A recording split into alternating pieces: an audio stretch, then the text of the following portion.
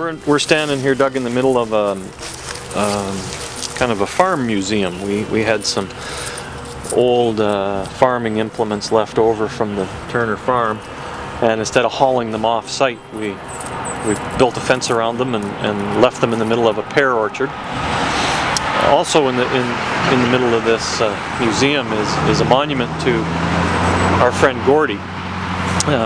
And Gordie was a very interesting story, an interesting phenomenon. He was the spirit of a member here who passed away 4 or 5 years ago, also by the name of Gordie. You remember Gord Rennie? Yeah, Gordie Rennie. Gordie was as much like a rooster as a human being could be. Gordie loved his lavender sweater and puffing out his chest and walking around like the king of the castle, very much like a rooster. Shortly after Gordie played his very last golf game, all of a sudden this rooster appears out here on the area around the 14th tee. And we thought that he just escaped from a nearby farm and he would go away. But lo and behold, Gordie became a fixture here and stayed here and interacted with the golfers and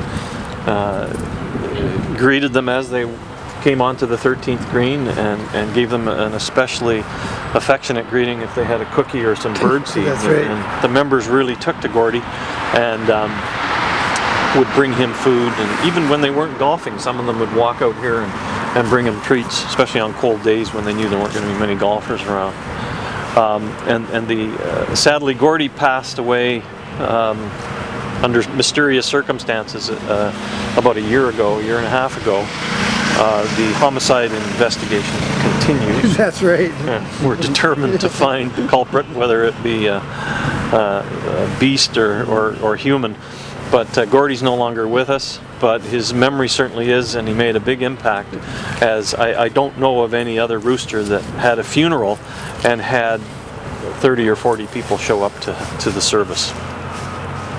Yeah, he was quite a pretty bird too. He really was. Yeah, much like his namesake. Yeah.